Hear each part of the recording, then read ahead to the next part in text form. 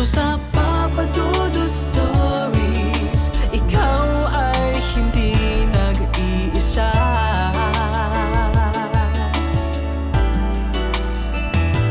Dito sa Papa Dudut Stories, may nagmamahal sa'yo.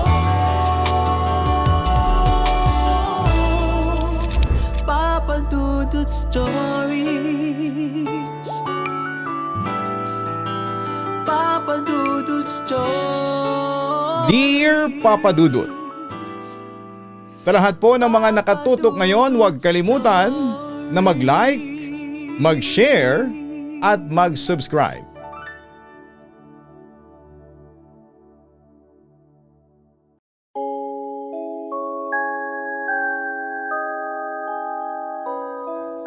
Hello, check 1 2 check. Itago niyo na lamang po ako sa pangalang Regor.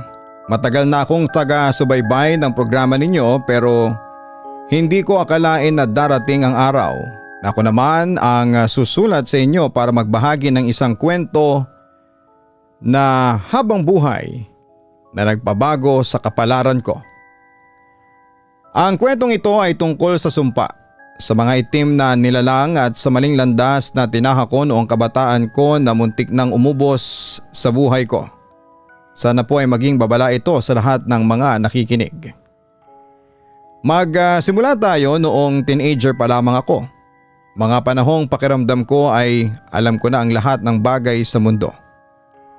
Usong-uso noon sa TV at sa internet ang mga palabas tungkol sa mahika, mga wizard at mga spells. Kaya naman pumasok ako sa mundo ng witchcraft at wizardry. Akala ko kasi talaga ay astig siya. Parang laruan lamang. Sa loob ng 10 taon ay naging feeling wizard ako. At kung ano-ano mga ritual at spells ang ginagawa ko sa araw-araw. Bago ako kumain, imbis na magdasal, may binubulong akong spell sa pagkain. Lalo na kapag nabili ko lamang sa tabi-tabi para hindi ako magdumi, malason o mahepa.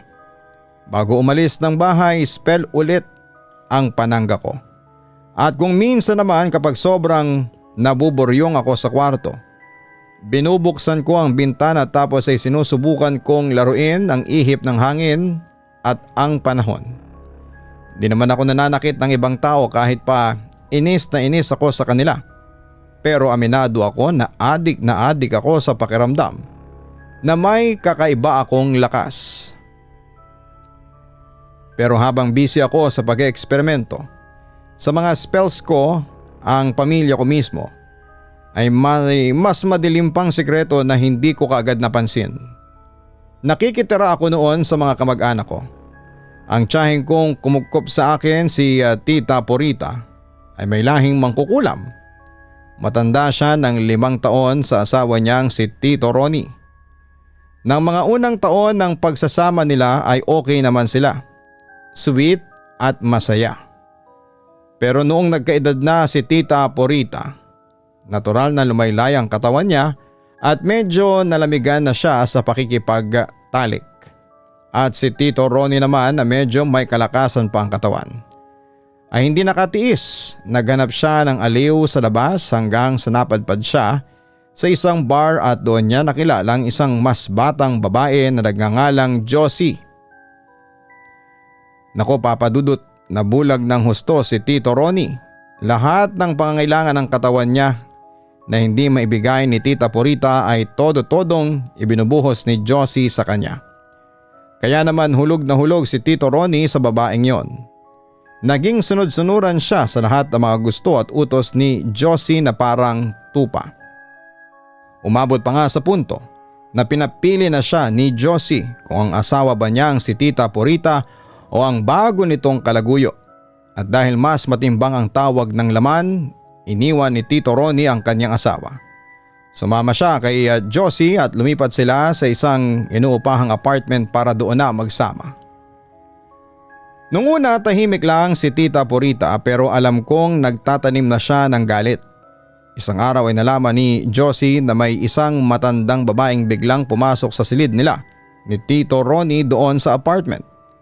Kalmado lang daw ang boses ng matanda pero napakatatalim ng tingin nito kay Josie habang sinasabi ang mga salitang lubayan mo na si Ronnie. Yang si Purita ay may lahing mangkukulam. Mababait ang mga kalahi niyan sa aming probinsya at hanggat maaari ay ayaw na nila sanang gamitin ang mahikang itim. Ngunit wag mong susubukin ang pasensya ng mga katulad ni Purita. Binabalaan na kita. Nang tanungin ni Josie si Tito Ronnie kung sino yon, binaliwala lang ni Tito Ronnie. Sabi niya ay dating kasambahay lang daw namin yon na pinapunta niya doon para maglinis kasi alam niyang madumi ang apartment. Ang sabi pa ni Tito Ronnie ay mahina na daw ang pandinig at paos ang boses ng matanda. Kaya panay tango lamang ito at madalang makipag-usap. Takang-taka si Josie kasi nung kinausap siya ng matanda ay malinaw at buo ang boses nito. Na parang walang problema sa pandinig. Ang hindi nila alam, mensahe na yon ng babala galing sa pamilya namin. At heto na nga ang pinakamatinding gabi na hindi ko kailanman makakalimutan. Nung nalaman ni Tita Purita na talagang ayaw siyang balikan ni Tito Ronnie, sinugod niya ang dalawa. Isinama ako noon ng tiyahing ko para sana maging alalay o tagapamagitan. Pinagdala din niya ako noon ng isang kandilang itim at lighter. Nagtataka ako kung para saan yon, pero hindi na ako nagtanong pa. Kasi sigurado akong walang panahon si Tita Purita na sagutin ang mga katanungan ko. At yun na nga Papa Dudut, pagdating namin sa bahay ni Josie at ni Tito Ronnie.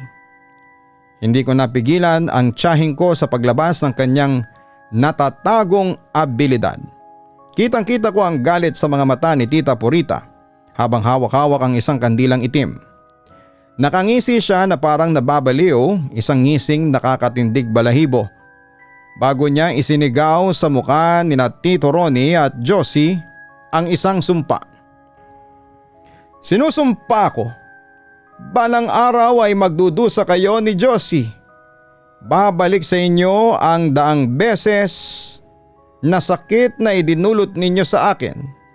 Kaya't magpakasaya na kayo ngayon dahil may hangganan din yan. Habang sinasabi niya yon, natutunaw ang kandilang itim sa kamay niya at ang usok nito ay parang may sariling buhay na umiikot sa kanilang tatlo. Noong oras na yon, tinawanan lamang siya nila Tito Ronnie at Josie. Akala nila ay nagwawala lang ang isang selosang asawa. Umalis kami ni Tita Purita ng tahimik sa bahay. Inakala ko talaga na natalo na niya ang tiyahin ko kasi pagkatapos noon Papa Dudut hindi na siya kumibo pa. Kahit sa akin, habang yung dalawa ay patuloy siyang pinagtatawanan at inaalipusta. Samantala lumipas ang 6 na taon habang si Josie at si Tito Ronnie ay nagpapakasasa sa karangyaan. May mga mamahaling gamit, panayang biyahe at walang katapusang happy-happy. Kami naman ang pamilya ko ay namumuhay lamang ng simple. Noong buwan ng Mayo 2012, sakto kasi na bakasyon noon. Naisipan ng pamilya ko na umuwi muna kami sa probinsya namin sa Pangasinan para mag-relax.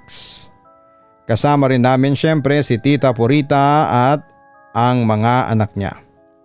At sa loob ng 6 years, mukhang masaya naman si Tita Purita. Hindi man siya madalas kumikibo, pero bakas na noon sa mukha niya na tila naka-move on na siya kay Tito Ronnie. Sa kabilang banda, ang bahay na tinutuluyan namin doon ay talagang napakalaki. Kasya ang ilang pamilya kahit na sabay-sabay pang magstay at malaki din ang bakura nito. Pero ang pinaka-kahanga at nakakaagaw talaga ng pansin ay ang dambuhalang puno ng mangga na nakatayo sa mismong gitna ng bakod. Sobrang laki nito. Papadudot na sa tingin ko ay kailangan ng 3 tao na magkahawak-hawak pa para lamang mayakap ng buo ang katawan ng puno. Dahil sa dami ng mga sanga at dahon nito, halos nasasakop niya ang buong bakuran kaya naman hindi masyadong mainit sa paligid dahil laging may lilim. Pero bukod sa ganda ng lilim ng mangga, doon din nagsimula ang mga kababalaghan. Tuwing gabi nagigising na lamang kaming magkakamag-anak dahil sa walang tigil at nagwawalang tahulan ng mga aso. Noong una akala lang namin papadudod ay may pusa o may dumaraang tao sa labas. Pero tuwing tinitingnan namin kung sino o ano ang tinatahulan ng 4 naming alagang aso, nagtataka kami dahil nakaharap silang lahat sa puno ng mangga. Kahit tapatan pa namin ng malalakas na flashlight ang mga sanga at paligid ng puno, wala namang kaming nakikitang kahit na ano o kahit na sinong tao doon. Dahil madalas itong mangyari halos gabi-gabi, nasanay na lang din kami at hinahayaan na lamang namin papadudot. Ako naman dahil nga sa teenager pa at mahilig magpuyat noon para magbasa o manood ng mga kung ano-ano, ako ang madalas na makasaksi ng iba pang mga paramdam kapag tulog na ang lahat. Minsan kapag gabi na at tahimik na ang buong bahay, bigla na lamang akong nagugulat dahil may maririnig akong malalakas na kalabog at tunog ng mga gamit sa kusina na para bang may mga mahuhulog at nababasag. Pero ang nakapagtataka, kapag pinupuntahan ko at binubuksan ang ilaw para tignan, maayos at selyado naman ang pagkakalagay ng mga plato at baso sa loob ng mga cabinet. Alam ko naman sa sarili ko na may nagpaparamdam talaga sa bahay na yon. Ang sabi nga ni ng mama at ng tita ko, madalas din silang makakita roon ng hugis ng isang malaki at itim na lalaki na umaaligid sa dilim. Sumapit ang huling araw ng Mayo at eto na rin ang huling araw ng bakasyon namin sa bahay na yon. Dahil nakaschedule na kaming umuwi kinabukasan. Hapon noon at dahil sa sobrang tindi ng init ng panahon, nakiusap ang tita ko na ibili ko siya ng soft drinks para pampalamig. Ang plano ko talaga, lalagyan ko ng maraming yelo yung soft drinks pagka-uwi ko. Kaya lang pagtingin ko sa tindahan, nakakaubusan ng yelo. Kaya ang naisip ko ay ibubuhos ko na lamang muna sa plastic ang yelo yung soft drinks. Tapos isasalpa ko sa loob ng freezer ng refrigerator para mabilis na lumamig. Nakatambay at nagtatawanan ng buong pamilya, pati ang pamilya ng tita ko sa terrace. Kaya walang katao-tao sa sala, sa mga kwarto at lalo na sa kusina. Nung unang punta ko sa kusina para kumuha ng mga plastic ng yelo, normal naman ang lahat at walang nararamdamang kakaiba. Pero noong nakabili na ako ng soft drinks at naisalin ko na ito sa loob ng mga plastic, bumalik ako sa kusina para ilagay na ito sa ref. Bali 2 po kasi ang kusina ng bahay na yon na magkatabi lang at ang pinto papunta sa kabilang kusina ay katabi mismo ng ref. Nung hawak ko na ang hawakan ng ref at bubuksan ko na sana ang pintuan ng freezer, bigla akong natigilan papadudod. May nakita akong isang bolang itim na biglang lumabas mula sa pintuan ng kabilang kusina. Papadudod, napakabilis ng paglipad nito papunta sa direksyon ko. Bago ko pa man magawang umiwas, naramdaman ko ang isang malakas na ihip ng hangin sa mismong tenga ko na parang doon mismo tumatama ang lumilipad na bolang itim na nakita ko. Ang nakapagtataka ng mga segundong yon ay hindi agad ako naramdaman o nakaramdam ng takot. Kalmado ko pang nailagay yung soft drink sa loob ng freezer at nagawa ko pang maglakad pabalik sa terrace kung nasaan ang pamilya ko. Doon ko napatunayan na totoo pala ang sinasabi ng mga matatanda Kapag nakakita ka o nakaranas ka ng mga kakaibang bagay ay hindi ka muna lalamunin ng takot sa mismong sandali ng pangyayari. Kasi habang nakaupo ako sa terrace at masigla kong ikinikwento sa pamilya ko kung ano ang kakaibang nakita ko sa kusina ay doon ko pa lamang naramdaman ang matinding pangangatog at takot. Parang doon lang rumesbak sa katawan ko ang kilabot. Totoo din talaga na nagpaparamdam lang ang mga masasamang espiritu kapag hindi mo sila inaasahan o kapag kampante ka.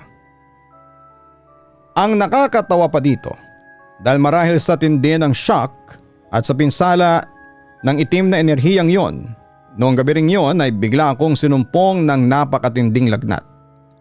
Pero dahil sa kailangan na talaga naming umalis ay natuloy pa rin ang pag-uwi namin kinaumagahan kahit masama ang pakiramdam ko. Pagkarating namin sa Maynila, dumiretso agad kami sa pagsamba. Pero papasok pa lamang ako sa loob ng kapilya, naramdaman ko ang matinding hilo na parang iikot ang paligid ko. Ang sabi ng mga magulang ko pagkatapos ay kaya raw ako nahihilo ng ganon habang sumasamba ay dahil yung bolang itim na pumasok sa tenga ko noong nasa kusina ako sa Pangasinan ay nanatili pala sa loob ng katawan ko. At nung pumasok ako sa banal na lugar at sumamba, bigla na lamang akong nahilo at nawala ng malay. Nagkamalay din naman ako pagkaraan ng isang oras pero pawisan ako at nanghihina. Kinuwento naman sa akin ng mga kasama ko na pagkaraan nga akong mahilo at matumba ay halos magkandabali-bali ang buto ko nang bigla akong dumila tapos ay nagsasalita daw ako ng lengguwaheng hindi nila maintindihan.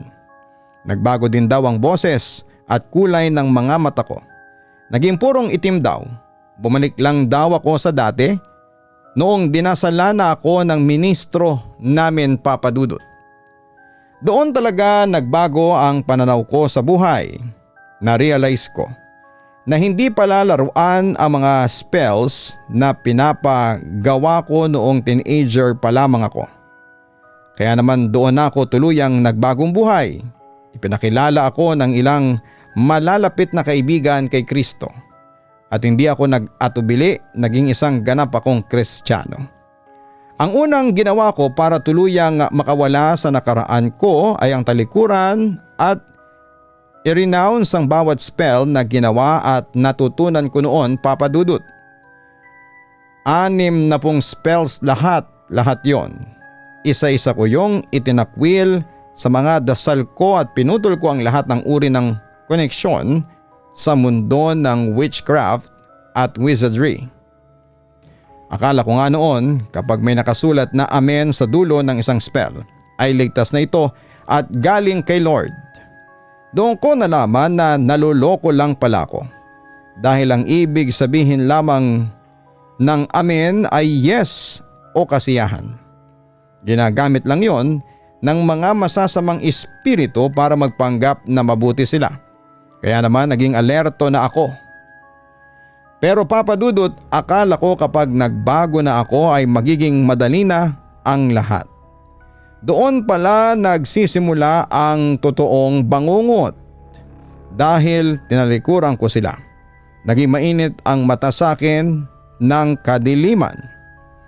Isang gabi, nakatulog ako ng mahimbing pero bigla akong dinalaw ng isang napakatinding panaginip. Sa panaginip ko, nakatayo raw ako sa gitna ng isang napakalawak at abandonadong plaza. Walang katao-tao. Napakatahimik at napakadilim ng paligid. Bigla na lang may lumitaw sa harapan ko at alam ko sa kaibuturan ng puso ko na sina Satanas mismo yon. Galit na galit ang kanyang muka na parang lalamunin ako ng buo. Tinignan niya ako ng matalim at sinabi niya sa akin, "Alipin kita at dapat magpatuloy ka sa paglilingkod sa akin at sa paggawa ng mga spells." Sa loob ng isipan ko, sumagot ako ng buong tapang, "Hindi mo na ako pag-aari at kay Kristo na ako." Hindi ko yon verbal na sinabi, sa isip ko lamang yon. pero ramdam kong nabasa niya ang utak ko. Lalo siyang nangingitim na sa galit. Lumapit siya sa akin ng dahan-dahan. Napakatangkad niyang lalaki na halos takpan ang langit sa paningin ko. Pilit niya akong pinagre-recite ng mga spells na tinalikuran ko na. Pero nanatili lamang akong tahimik at nakatingin sa kanya. Dahil hindi niya makuha ang gusto niya, hinahawakan niya ako ng bigla sa ulo at pilit na iniyuyo ko ang leeg ko na parang gusto niya akong pasambahin at paluhurin sa harapan niya. Kitang-kita ko sa panaginip ko na puwersado at gigil na gigil ang pagdiin niya sa ulo ko. Pero ang pinakakakaibang himala, Papa Dudut, wala akong naramdamang puwersa o sakit. Para lang siyang sanggol na humawak sa ulo ko.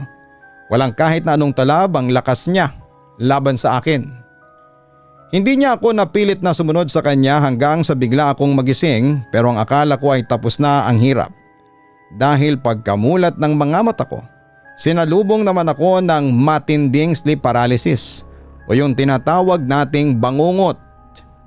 Dilat na dilat ang mga mata ko at nakita ko ang kisame ng kwarto ko.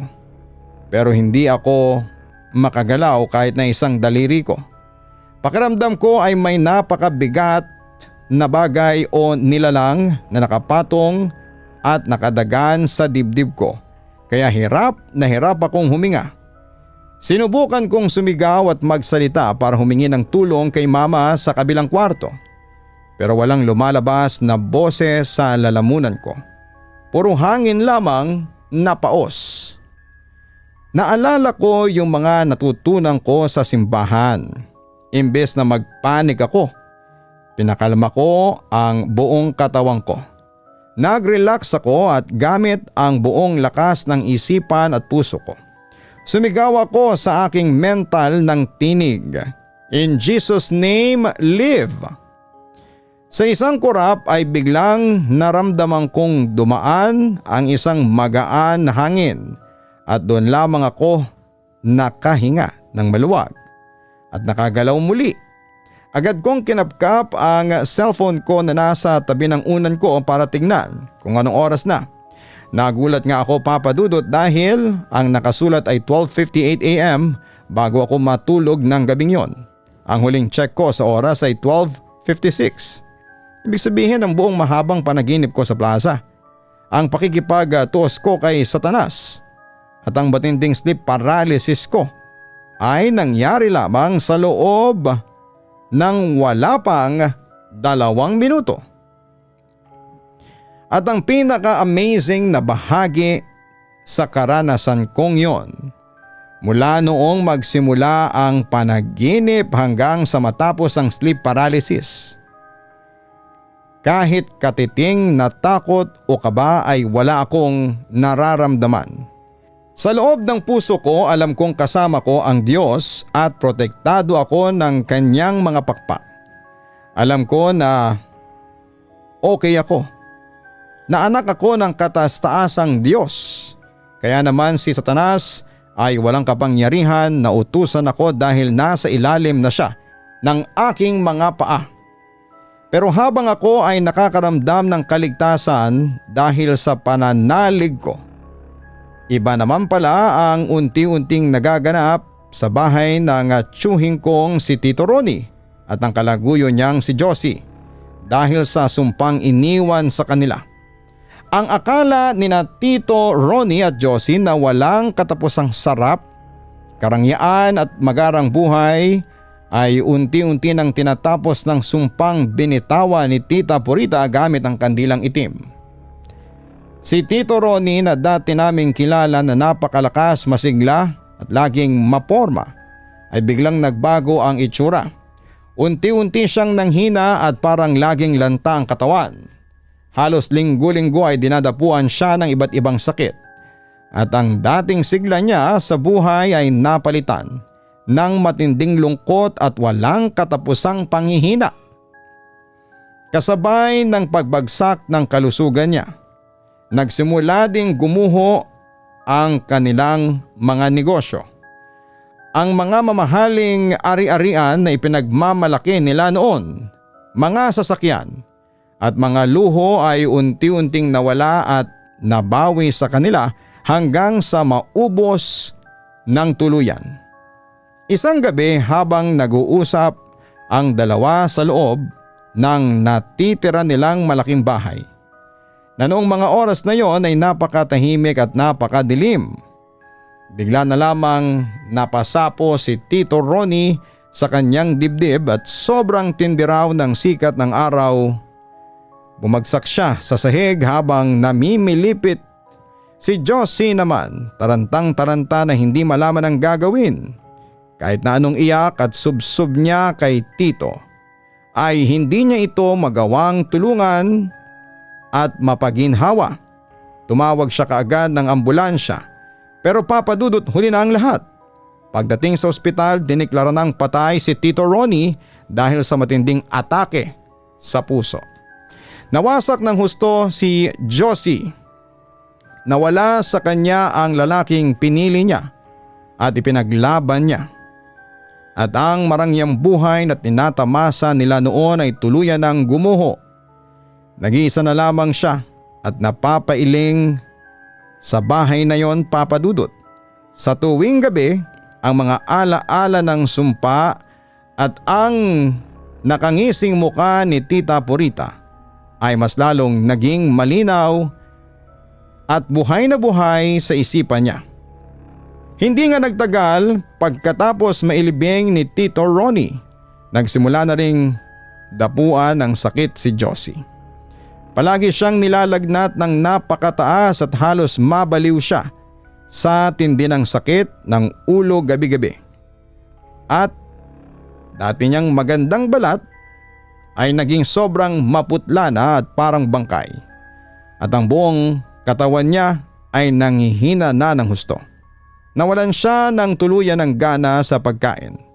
Kaya naman unti-unti at araw-araw siyang pumapayat hanggang sa maging butot balat na lamang. Hanggang sa sumapit ang kanyang huling gabi, habang nakahiga si Josie sa kanyang kama. Hirap na hirap at hindi makagalaw, bigla niyang nakita ang anino ni Tita Purita sa madilim na sulok ng kanyang silid. Nakangiti raw ito sa kanya ng napakatalim at ang mga mata ni Tita Purita ay puno ng mga nag-aalab na galit. Narinig ni Josie ang napakalamig na boses ni Tita Purita na bumubulong sa kanya. Sinabi ko sa inyo, babalik sa inyo ng daang beses ang sakit na dinulot ninyo sa akin. Nanginginig sa matinding takot si Josie dahil alam niya sa sarili niya na totoong-totoo ang sumpa ng kandilang itim. Ang lahat ng sakit, hirap at pagdurusang dinadanas niya at ni Tito Ronnie ay ang mismong katuparan ng madilim na sumpang yon. Kinabukasan natagpuan na lamang si Josie ng mga kamag-anak niya na patay sa loob ng kanyang kama. Ang itsura ng mukha niya nang mamatay ay punong-puno ng matinding sindak at takot at ang kanyang katawan ay malamig ng naabutan. Natupad ang sumpa ni Tita Purita. Ang malaking bahay na dati ay puno ng saya, tawanan at luho ay tuluyan ng naging tahimik, madilim at nilayasan ng tao. By the way, paano ko po nalaman ang bawat eksenang nangyari sa buhay ni Tito Ronnie at Josie? Dahil si Tita Purita mismo ang nagkwento noon sa akin. Bawat detalye sinabi niya sa akin na para bang siya ang sumulat ng talambuhay ng asawa niya at ng kabit nito. Sa kabilang banda, alam ni Tita Purita na nagbalik na ako ng loob sa Diyos, pero palagi niyang sinasabi sa akin na sa angkan daw namin, tanging siya at ako lamang daw ang malalakas. Oo, likas daw sa akin ang pagiging mangkukulam. Kahit ilang beses pa raw akong magdasal at sumamba ay lalabas at lalabas din daw ang pagiging mangkukulam ko. At kahit ano raw ang gawin ko ay hindi raw ako titigilan ng dyablo hanggang sa makuha niya ako. Papa Dudut, hanggang ngayon po na nagsusulat ako sa inyo, nakakaranas pa rin po ako minsan ng sleep paralysis. Katunayan nga po ay 2 beses akong sinumpong nito noong gabi bago ko ipadala ang sulat na ito. kahit pa nakatagilid akong matulog. Pero hindi na ako natatakot tulad ng dati dahil alam kong may proteksyon ako mula sa Diyos. Ang tanging babala at payo ko lamang po sa lahat ng mga nakikinig ngayon ay mag-ingat po kayo lalo na sa mga kabataan. Nakikita ko kasi na marami sa mga kabataan ngayon ang gustong-gustong matuto ng witchcraft or wizardry dahil lamang sa tingin nila ay cool na cool ito. Nang hindi nila nalalaman kung ano talaga ang pinapasok at hinihiling nila. Walang tinatawag na mabuti o masamang mangkukulam o wizard. Ang witchcraft ay witchcraft pa rin kahit sang anggulo mo tignan. Kaya mag-ingat po kayo sa mga hinahangad ninyo dahil baka hindi ninyo magustuhan ang magiging resulta nito sa bandang huli. Maraming salamat po Papa Dudut sa pagbasa po ng aking kwento. Naway magsilbi po itong aral sa lahat at lubos na nagpapasalamat. Rigor. Nakakakilabot at talagang punong-puno ng mabibigat na emosyon ang pinagdaanan po ni Rigor. Hindi biro ang naging karanasan mo na masaksihan ang unti-unting pagkasira ng pamilya mo dahil sa puot at pagpili sa maling landas. Ang pinakamahalagang bagay na nagawa mo ay ang lakas ng loob mong talikuran ng mundong yon at ang pagkapit mo sa iyong pananalig para protektahan ang iyong sarili. Ang pagpapanatili mo ng kalmado at matatag na isipan. Sa gitna ng matinding takot tulad ng mga naranasan mong sleep paralysis ay patunay na meron kang malalim na inner strength na nagbabantay sa iyo. Sa mga pinagdadaanan mo pang sleep paralysis hanggang ngayon ay unahin nating tingnan ito sa aspeto ng iyong kalusugan. Siyentipiko man o medikal ang dahilan nito. Gaya ng stress, kulang sa tulog o pagod. Mainam na bigyan mo ng pansin ang iyong pahinga at pangalagaan ang iyong katawan. At huwag mo nga hayaan na balutin kang muli ng takot o ng mga multo ng nakaraan tuwing matutulog ka na. Karapat dapat kang mamuhay ng may kapayapaan sa kasalukuyan dahil matagal mo nang tinapos ang koneksyon mo sa mga negatibong enerhiya. Ipinapakita sa takbo ng buhay ni Tito Ronnie, Josie at Tita Purita na ang puot at paghihiganti at pagpapakasasa sa pansamantalang kaligayahan at tawag ng laman ay walang ibang patutunguhan kundi ang sariling kapahamakan. Ang galit na tinanim at ipinaghiganti gamit ang masamang paraan ay hindi nagdadala ng hustisya, kundi umuubos din sa katahimikan ng mga taong nagdulot at tumanggap nito. Paalala ito sa atin na ang bawat desisyon natin sa buhay, maliit man o malaki, lalo na kapag may nasasaktang ibang tao ay may kaakibat na pananagutan na babalik at babalik sa atin sa takdang panahon. Huwag kalimutan mag-like, mag-share at mag-subscribe. Maraming salamat po sa inyong lahat.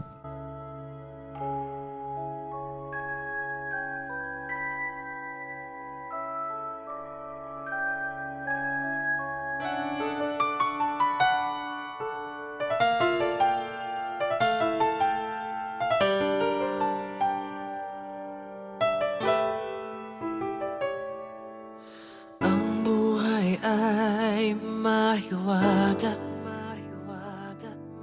laging may lungkot at saya.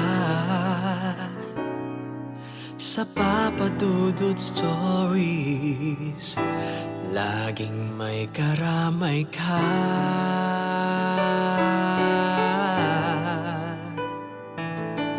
Mga problemang kay bigat, dito ay pakikinggan ka. Sa Papa Dudut Stories, kami ay iyong kasama. Dito sa Papa Dudut Stories, ikaw ay hindi nag-iisa.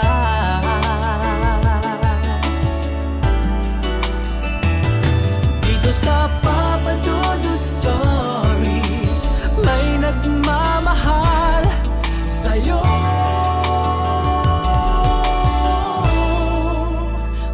Papa Dudut Stories. Papa Dudut Stories.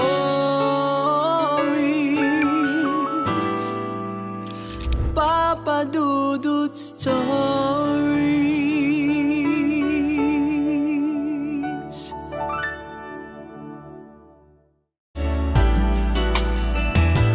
Dito sa Papa Dudut Stories, may nagmamahal sa'yo. Papa Dudut Stories. Papa Dudut Stories. Hello mga ka-online, si Papa Dudut po ito. Nag-enjoy ka ba sa ating kwento ngayong araw? Huwag kalimutan na i-share, mag-like at mag-subscribe. Maraming salamat po.